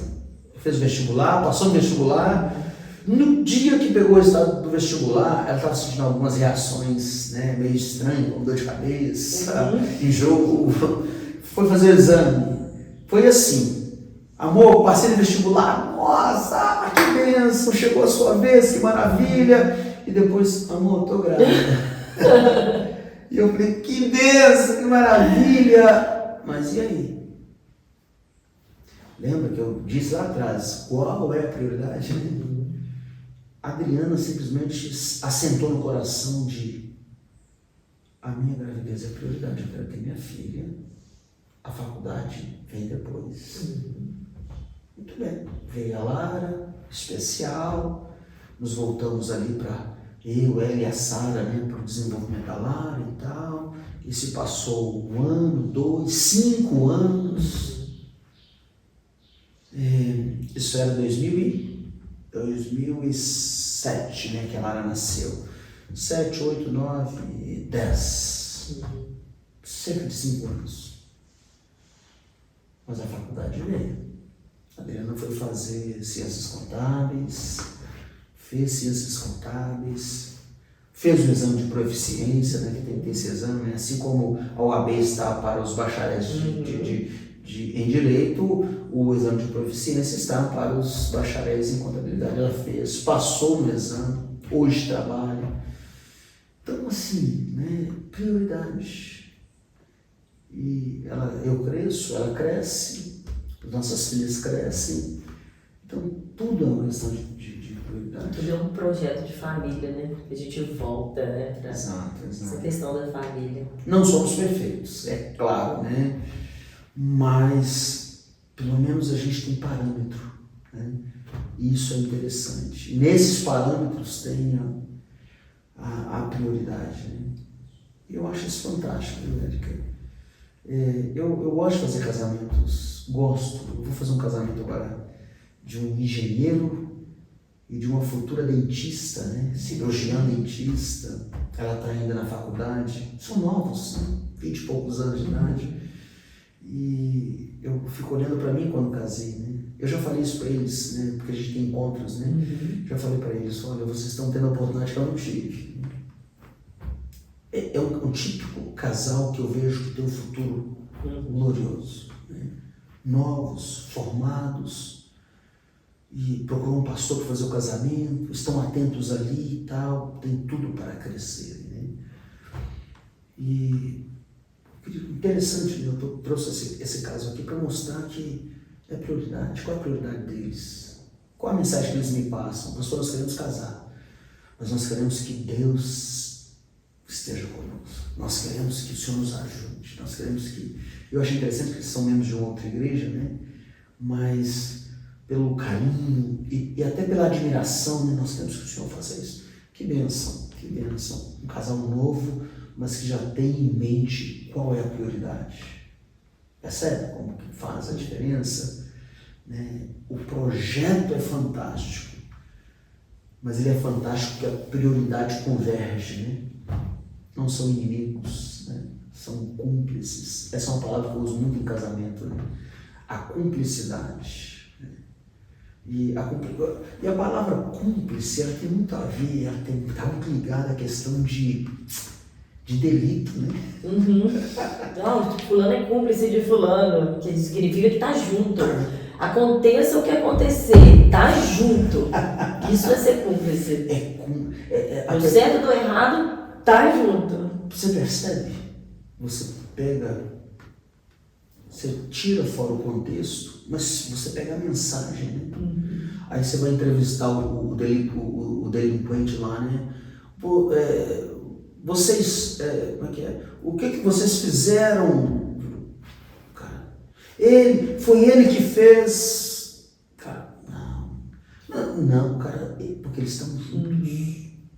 Ele não integra, ele não é o delator, eles estão juntos, ele é cúmplice. Então você tira o contexto e pega só a mensagem, né? Casamento é isso, né? Você ser cúmplice. Se o negócio está bom, eu estou junto. Se o negócio está ruim, eu estou junto. Se nós estamos vencendo, estamos juntos. Mas se a gente estiver perdendo, a gente está junto também, né?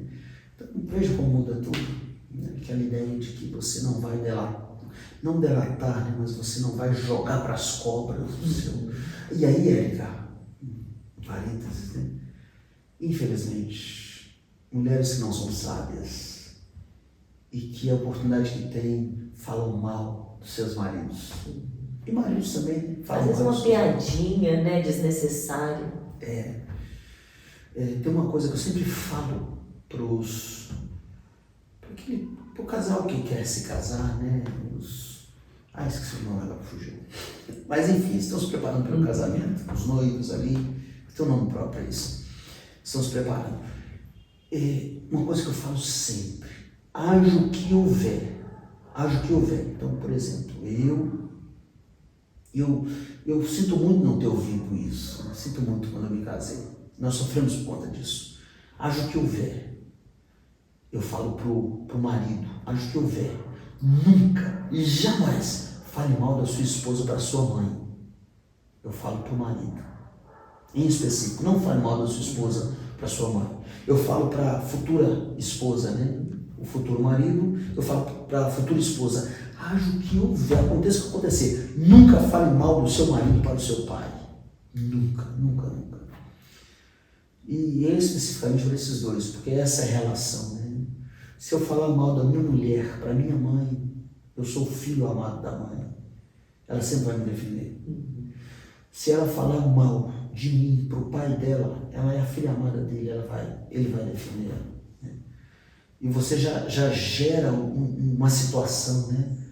A minha mãe e o pai dela, a minha mãe contra ela e o pai dela contra mim. Né? Tem um assunto que eu trato específico nesses encontros, que é a interferência das famílias, né? No casamento, que tem muito. Então, a mulher tem que ser sábia, o homem tem que ser sábio. Né? E, às vezes, a família extensa, ela não está vivendo isso aqui. E aquilo que eu passo, ela vai ter só a minha visão, não vai ter a visão do outro. E ela vai vir à minha defesa, talvez, numa hora que eu estou errada. Você, como mulher, e eu estou errado. Então, a mulher, né, você no seu lugar de fala aí, de repente, a sua família vai vir a seu favor no momento que você esteja errado, porque não vira o contexto todo. Né? Então, nunca fale. E a gente vê isso hoje com tanta facilidade. Numa conversa de roda, a mulher detonando o marido. Aí as amigas que não têm a leitura completa, o conselho de amigas. Mas se eu for, não tem essa frase? Se eu fosse você, se eu estivesse no seu lugar, não existe isso. Uma mulher sábia, ela exalta o marido. Um homem sábio exalta a esposa para os de fora. As diferenças pode cair eu ia falar cair na pancada, mas não é isso. Não é isso que eu quero dizer, mas pode discutir, pode ter desavença, discussões ríspidas, inclusive, né? Porque a gente sabe que isso existe, né? Violência física jamais, pelo amor de Deus, né? Pode ter isso dentro de casa, ao concerto, ao reencontro, e fechou ali. Não leva isso para fora, não. Se caso não tem mais jeito e está difícil, tiver que levar, leve para o seu líder. É membro de igreja? Leve para o seu pastor. É membro de uma igreja não evangélica, seja católica, leve para o padre, para que ajude. Não é membro de igreja, procure um terapeuta, porque hoje tem terapeutas da família, terapeutas de casais, né? Mas procure ajuda em quem possa te ajudar. Porque tem gente que não pode te ajudar. Tem gente que quer ver o circo pegando fogo, né? Então não é assim que resolve. É isso, né? Puxa vida, que bom estar aqui com você. Maravilhoso. Então, se a gente puder resumir para essas mulheres, para essas pessoas que estão assistindo a gente, como ser uma mulher de Noé na sua família, para o contexto de hoje, uma mulher de Noé. Pensa, como ser uma mulher de Noé? Em primeiro lugar,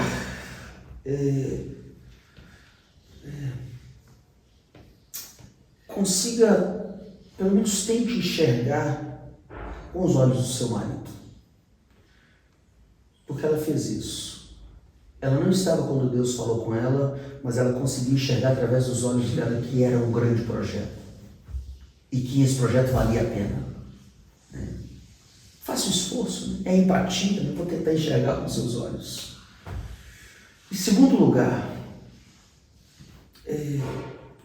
mesmo que você não seja a protagonista, saiba que existe muita, mas muita importância no papel de coadjuvante. Eu vou fazer um trocadilho aqui. Existe protagonismo no papel de coadjuvante. Saiba disso, né? Sem a coadjuvância não há protagonismo. Né? Não tem aquela frasinha ao lado de grandes homens, sempre há grandes mulheres, mesmo que elas não tenham nomes. Mas isso já é sabido, né? Eu não sei, talvez você possa concordar ou não sei. Mas se eu for um grande pastor, é porque ao meu lado tem uma grande mulher. Então, procure enxergar com os olhos dele esse grande projeto. Saiba que há protagonismo na coadjuvância. Como eu sempre falo em 3, né? Fechar o terceiro aqui, né? Não se despersonalize. Não queira ser uma outra pessoa que você não é. Não faça isso. Né? Deixa eu fazer uma declaração aqui. Se tem uma das coisas que eu amo na Adriana, é que ela é o que é. Inclusive já foi uma onça. Ela não deixou de ser onça, porém ela hoje é uma onça domadinha. Porque ela sabe que tinha um marido folgado. Eu não deixei de ser folgado, mas eu sou um marido mais atento, né? Mas não se despersonalize, não se transforme em outra pessoa. Seja você melhorada, né? Seja você convertida ao Senhor Jesus, né? Eu entendo que quando eu casei com a Adriana, eu casei por causa dela, né? 27 anos se passaram porque ela é o que ela é. E eu amo o que ela é.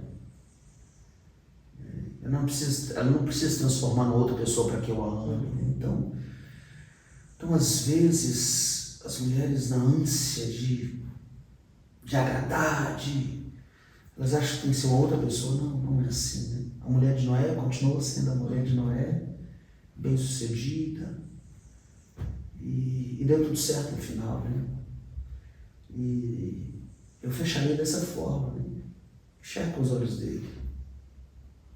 Consiga ver esse grande projeto. Se inclua nesse grande projeto. Né? Saiba que o seu papel é importante. Ele é de suma importância. Né? Ele é fundamental. Ele é uma... Deixa eu esbanjar aqui um pouquinho. Ele é uma condição sine qua non. Né? Ele é uma condição sem a qual não vai ter jeito. Né? Então, E seja você. Seja você. E os maridos? 3 coisas para os maridos, Top, então. nossa. Vamos finalizar com os homens. Top. 3 coisas para o seu marido. Na mesma linha, tá bom? Na mesma linha, bate e volta, né? Segundo, o seu grande projeto, ele não é seu, ele é nosso. Percebe? No caso de Noé, Deus não me deu um grande ministério, um grande chamado. Deus nos deu um grande chamado. Eu tenho uma esposa, né? Quando Deus me chamou para o ministério, Ele chamou a mim e chamou a Adriana. Nós temos um grande chamado. Segundo, na mesma linha, eu não consigo sozinho. Ainda que talvez quem vá fazer o papel principal seja eu, porque eu vou aparecer, mas a forma com que eu apareça é determinada por quem está nos bastidores, que ninguém vê. Valoriza essa pessoa, né? Vamos pensar que nós estamos aqui nesse podcast, né? Mas quem ajudou você a fazer esse ambiente aqui foi importante, né? Se não tivesse tido essas pessoas, nós estaríamos aqui hoje, né? Eu sou o que sou porque a minha digníssima cumpriu muito bem o seu papel e fez o que fez, ainda que ela não aparecesse, mas há protagonismo na coadjuvância, né? Então valorize isso, valorize sua esposa, né? Não sei se você estava, no domingo passado estava na igreja, você estava, né? A mensagem que eu passei ali naquela noite, quando num dado momento do culto, no final do culto, o que eu fiz, eu não sei se você se lembra, mas eu chamei ela para subir no púlpito comigo, segurei nas mãos dela, porque eu queria dar a ela o protagonismo também, valorização, né? A mesma linha da mulher e do homem. O grande projeto não é meu, o chamado não é meu, é nosso. Ela é importante no processo, né? E também na mesma linha, em terceiro lugar, valorize quem ela é. Valorize sempre, né? Valorize o que ela faz, no sentido, mais no que ela é, né? A essência dela, né? Os limites que ela tem, as potencialidades que ela tem. Eu, por exemplo, hoje sei naquilo que ela é top em fazer e faz com destreza, né? Mas eu também sei naquilo que ela tem dificuldade para fazer, né? Valorize isso e saiba disso, né? Naquilo que ela tem dificuldade, saiba. Se puder, tente fazê-la crescer. Mas naquilo que ela tem potencialidade, explore. Explore o máximo, né? Porque naquilo que a gente tem potencialidade, Érica, quando a gente é explorado, nossa, aquilo nos faz gente, nos faz importante, nos faz útil, né? Mas naquilo que a gente tem debilidade, se você não quer desenvolver aquilo, talvez, se você entende que existem outras debilidades que você pode crescer mais, então não tente fazer a força, né? Então, saiba respeitar a pessoa no ser dela, né? Então, você que é marido, saiba. Exemplo prático disso. Eu amo pudim de leite condensado. A minha mulher é expert em pudim de leite condensado. Mas às vezes dá errado. E daí? Todas as vezes que ela faz o pudim, ela fala assim, mas não saiu tão bonito. Aí eu viro para ela e falo, mas está uma delícia, gostoso, né? Sabe valorizar isso, né?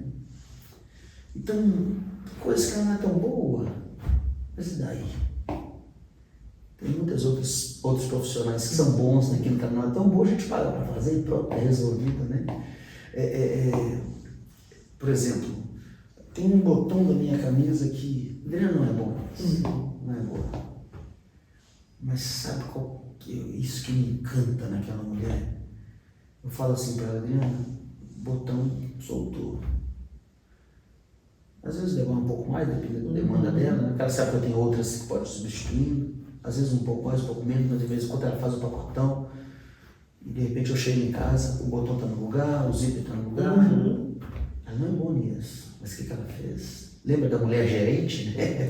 A esposa de Noé era gerenciava, né? Ela gerenciou. O que eu sou bom em fazer, eu faço. Mas aquilo que não é minha destreza de fazer, vai ser feito. Vou pagar para fazer. E tá tudo bem. Né? Você não tem que ser bom em tudo. Nem tem como fazer isso. Não tem. Ninguém é bom em tudo. Né? Naquilo que a gente é bom, a gente faz. Naquilo que a gente não é tão bom, tenta fazer. Se não conseguir, para para fazer. E tá tudo resolvido. Né? Então, seriam esses os meus... o fechamento que eu faço, tanto para homem quanto para mulher. E meu desejo mais profundo do meu coração é que você ouça-nos. Acredito que você ganhará muito. Vamos fazer uma oração então, pastor? Vamos sim.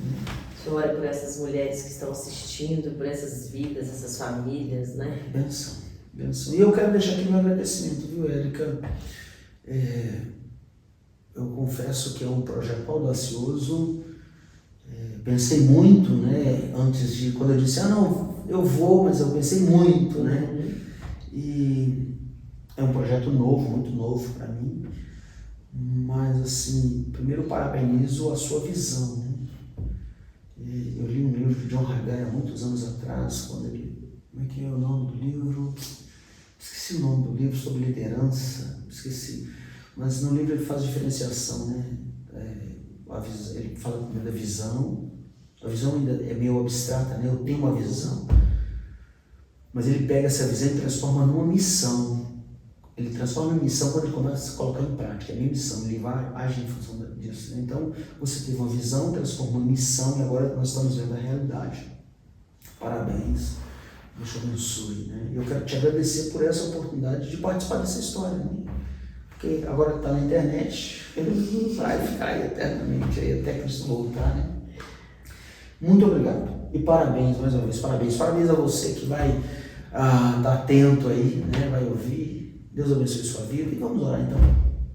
Amém? A Ti toda a honra, toda a glória. Ó Senhor, nós Te amamos, Te agradecemos muito por essa oportunidade aqui. Louvamos o Teu nome porque o Senhor é fiel. Obrigado a Deus pela vida da Érica, sua família. Obrigado a Deus porque o Senhor tem a usado com graça. Mas eu quero clamar também sobre a vida de cada mulher, de cada pessoa que ouvirá esse podcast. No nome de Jesus, que o Senhor possa de alguma forma instruir, ensinar, de alguma forma o Senhor possa dar alento, o Senhor possa trazer consolo, trazer um novo ensino. Tenha misericórdia. Abençoe, ó Pai Santo, em nome de Jesus te oramos. Amém e amém. Pastor Telma, muito obrigado pela presença do Senhor aqui. E veio inspirado do Alargando as Tendas.